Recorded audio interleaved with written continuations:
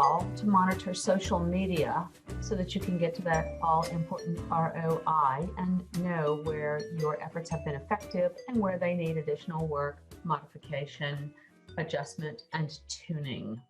So when you listen and you track, this is where you begin to understand what, how many, who, and not only with your target market, but also with your efforts. So I think sentiment analysis is very popular, as is brand mentions. And you can do a brand mention when you're listening. A brand mention search is pretty strong, pretty useful. You can also pick up keywords. I don't know if you've ever had keywords tracked by Google Analytics, perhaps your last name or the name of a family member who's out there doing things. We see this a lot, personally, people doing this personally. You want to be sure that you're using search terms that are not necessarily aspirational, but more likely to be appropriate. So if you have a little coffee house called the HBU Grind, then you'd probably want to track, quote, HBU Grind, close quote. That would be an example of an appropriate search term. Hashtags remain very popular, but you have to be very careful how to use them. For example, here it talks about the World Cup being the most tweeted event of 2014. But then, of course, it was held in Brazil, right? And that's Brazil with an S. We spell it with a Z, but locally it's spelled with an S. And when it's referred to, it's usually in its local language. So it's important to track the right things. This is an example of the California tortilla, show us your hot sauce face, and you'll see how they've repurposed and used this. So the hashtag here is, well, obviously, hot sauce face, which is hilarious, right? So, and good color, it's a very simple deliverable, right? And then, of course, these are the instructions that go with it. Show us your hot sauce face, and it gives you the instructions on how to do it.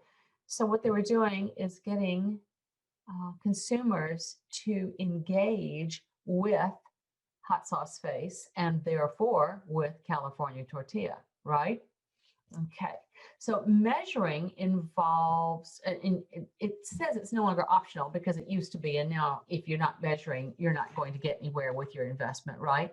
So measurement allows you to understand how you're doing, how your chosen strategies are working out, and how to tune what you're doing. But there are a lot of ways of measuring, and there's actually a table in here that I'll share with you that's very helpful. So when we talk about metrics, we're talking about measurements. It is a metric. So what is a metric? So for your course, your metric would be probably your grade. For your degree, it would be your GPA. For your fuel usage, it might be miles per gallon, or it might be number of miles driven, or it might be the percentage of all hours of your travel that are spent driving as opposed to on your bicycle or walking or whatever. So a metric is a number. The goal is, where are we going? We want to increase the number of people who come to the truck, the amount of money that is made, how many people visit us on Thursdays at the museum, whatever it is. And the strategy is what you're doing to achieve that goal that you set. And then finally, your business objective. That's the measurable step that you take. We're going to spend this much. We're going to commit to this many impressions on Facebook, that kind of thing. Then your KPI is the metric that you determine actually measures how your efforts impact and help you get to your business objective. KPIs are used by businesses around the world, and KPIs are critical. There are always 1 to 7 KPIs at a company that they look at to see how they are doing. So if they want to grow by 5% by the end of the year, there are metrics that will, if they go up, they know they'll hit that 5%. Okay. And of course, the return on investment. You're familiar with that already. After all, you're in grad school. Okay. So you need to choose the appropriate metrics based on your objectives. So how might we measure that California tortilla campaign? So the objective might have been how many likes they could get on each Facebook post, or the number of shares, or maybe the number of shares on each Instagram post that had to do with show us your hot sauce face, or the number of pictures that got posted on Instagram, because obviously there was the Instagram icon there, so you knew that's where they were going with it, right? So figure out what your metric is going to be. And then you can determine how effective this was. Now, we talked about Instagram, but this is actually the California Tortilla Twitter page.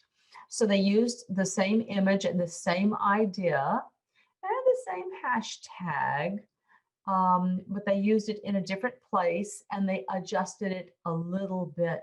So it wasn't exactly the same message and the same statement, which is real smart, right? It's not, you can't just take the same thing and plaster it on every platform. It has to be unique. This is the kind of metric you might adjust. The clout score, the NPS, the Net Promoter Score. Under influence, under exposure, you look at page visits or unique visitors. You've heard this before. Cost per thousand, depending on what you're buying. When you're in online retail, you look at the percentage or number of abandoned shopping carts. They looked, but they didn't buy. They left and went somewhere else. That happens a lot at department stores, for example. And then finally, you look at those KPIs to get to your ROI. So in this case, you're looking at your business objectives. In this case, it was to increase e-commerce sales by 10%.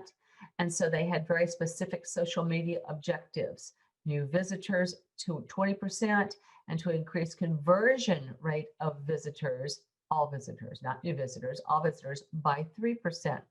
And then these were the business metrics and the social media metrics and the KPIs. And the KPIs are the ones that were determined to actually influence this business objective, which was to increase e-commerce sales by 10%. So best practices, so what? That's critical. If it doesn't make sense, if you say, so what? We're going to measure this. So what? What does it mean? What does it tell us? How does it help us? If it doesn't, even though it may be a really cool analytic, drop it, right? And make sure also that your contact, your liaison, is able to use them and willing to use them. You don't want to do all the work and have them say, this means nothing to me. What I really need is. That means your communication early on was not quite as effective as it should have been. Identify the metrics that drive results and choose them as your KPIs, your key performance indicators. Dashboards can be as simple as a list. It can be a memo. It can be an email. Dashboards are usually kind of pretty, but you don't have to use them, certainly for your project. In the real world, dashboards are very helpful because everybody can see the information that is critical to them. And then, of course, you want to communicate with managers who are using this information and meet with them to discuss what has been learned and how it was effective. So I'm going to transition from what you're doing on your project to what you're going to do in real life. So this is chapter 13. This is monitoring social media marketing efforts.